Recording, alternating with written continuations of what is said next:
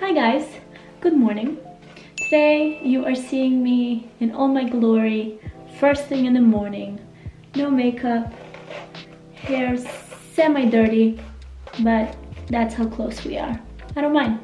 Today I wanted to make a video, but a realistic one, about how to get on that healthy lifestyle train. All of us have these resolutions of getting fitter and healthier and eating cleaner, and I find that whenever I watch those videos on YouTube, it's always like such unrealistic recommendations for someone like me that wakes up multiple times at night because I have to take care of a baby, or gets up really early, or has like need to go to work and just like do a bunch of different things. I wanted to basically compile like suggestions that I'm gonna take you through with me throughout the day, so you see how I'm actually fitting them in, and hopefully inspire you to start implementing those little goals into your lifestyle by yourself. I wanted to say a huge thank you to 8Fit for sponsoring and collaborating with me on this video. 8Fit is a mobile app that lets you customize your meals and your workouts. Now, let's get to the tips. So first tip of the day is workouts. You can't avoid it. If you want to get healthier, if you want to get in shape, you gotta move your body. Especially the way we operate today. Most of us are sitting and not moving as much as we should. To me, it's unrealistic to go to the gym every single day and spending 2 hours with the commute and change and shower and this and this and get a workout in. Once I wake up in the morning, and if I had a rough night or I know that I have a really busy day, I'm thinking about this whole like time investment, and that's my biggest excuse that basically stops me from going and working out. So the hack that I've been using for a while now is using 8Fit. If you guys watched any of my health and fitness videos, 8Fit has been part of my routine for a while now. I love the app, and it's a very easy way to get that workout in for people that don't have the time and want to just get a workout in at home without any equipment necessary. You can customize your workouts and your meals, but that we're gonna get to later. My workout today is the time interval full body, and this is perfect because it's 9 minutes long and you will burn 252 calories. That's it, you can start. So let's get going.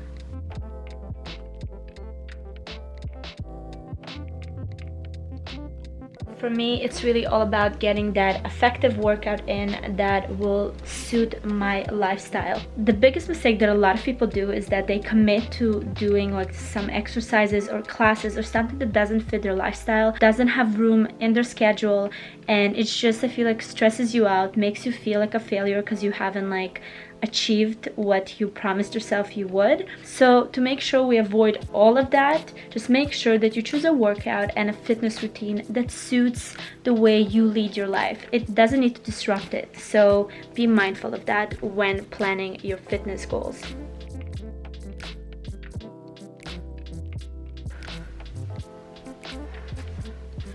Yes, I did it. It's very important for me to mention that you guys also need to ease into things. I mean, you don't need to go hardcore. There's obviously more complex workouts on 8Fit, but I'm just getting back into kind of my fitness journey after the pregnancy, and I want to make sure that I don't like kill my body. I want to make sure that I'm being mindful of the way I move, so I'm starting slowly.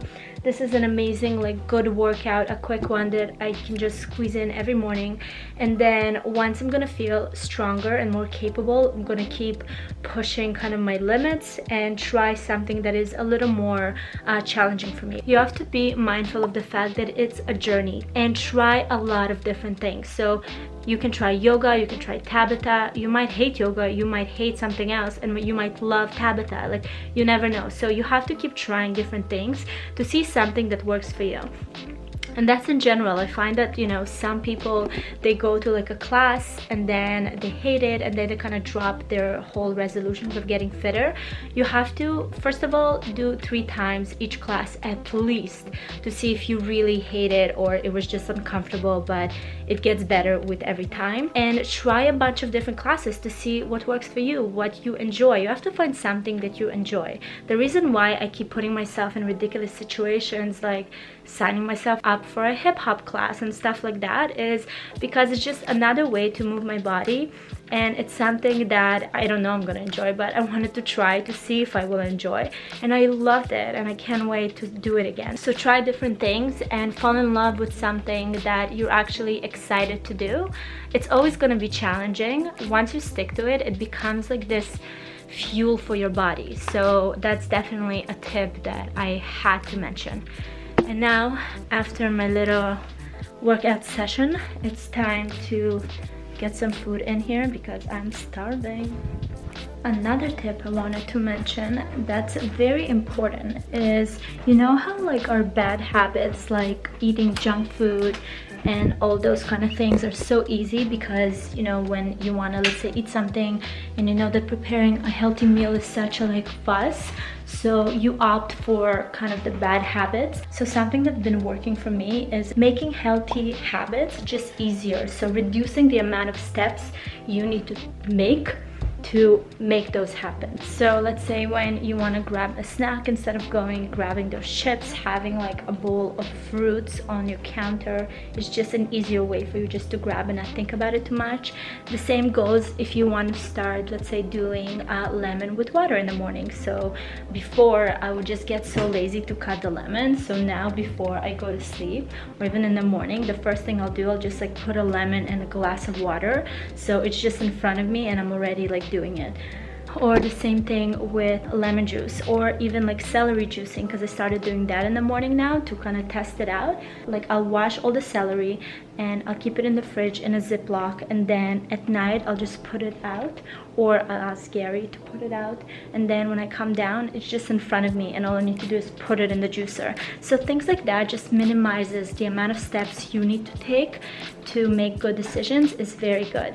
Same thing goes to putting out your workout clothes or putting your running shoes at the front, so when you come downstairs you see those running shoes, you're like, aha, I can go for a little walk right now, why not? The shoes are already there. Problem solved. The next tip while I'm here holding my phone is something that I started doing and I'm still practicing. I am by no means mastered this, but I think it's such an important habit to master, and it's a digital detox. It's very difficult, especially for someone like me where creating content is my job and content is everywhere all the time around me, so it's very tempting to constantly have your phone on. But honestly, I've learned that detaching myself as much as possible and like looking at it as work, or you know, making sure that I have the time for like social scrolling or just keeping in touch with friends through social media. But I do make sure that in the evenings I try to cut it off, so probably at around 8 p.m. I put it away. At night I started getting into the habit of putting it on airplane mode and charging it in the bathroom. Throughout the day, I sometimes will put my phone away in another room when I'm focusing on doing a certain job or task or shooting a video.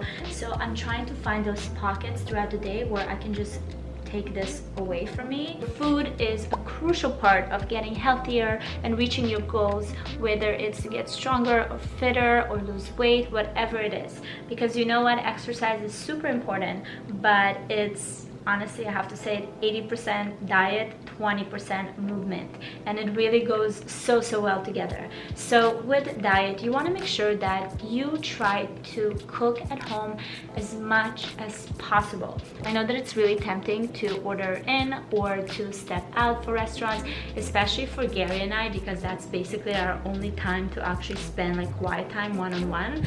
But I am trying to be mindful, cooking as many dinners and lunches as I can at home, even if it means 3 or 4 times a week. That's a good start. So if you're like me and you're not a fan of cooking and don't know your way around the kitchen and don't understand how to put things together to make them taste good, That's why I love using 8Fit to really give me inspiration, keep me on track, give me some simple and very basic meals. And I'm gonna show you some of the meal plan that I've built myself. So when I go on the meals portion, on the meal section, you can customize your meals, and today we have breakfast, lunch, snack, dinner, and you can change, skip, customize it, which is amazing. So let's say maple chia overnight oats, too late for that. So I want to change for something that is easier for me to do and that I have all the ingredients, like this banana and chocolate porridge. This is a 5 minutes. It's energy booster. It has all the right things that I want after my workout to give me energy and to fill me up, and that's what I'm gonna do. So it's very easy to get inspired and also to plan your grocery shopping. So I'm just doing the grocery shop. So once you go to the store, it's so easy to see what you need for the rest of your week, and then once you purchase that item, you just take it off, and it just makes everything so much easier and more accurate, and again, making a good healthy habit easier to master. So now I'm gonna prepare the banana chocolate porridge. It takes 5 minutes, which is exactly my kind of recipe.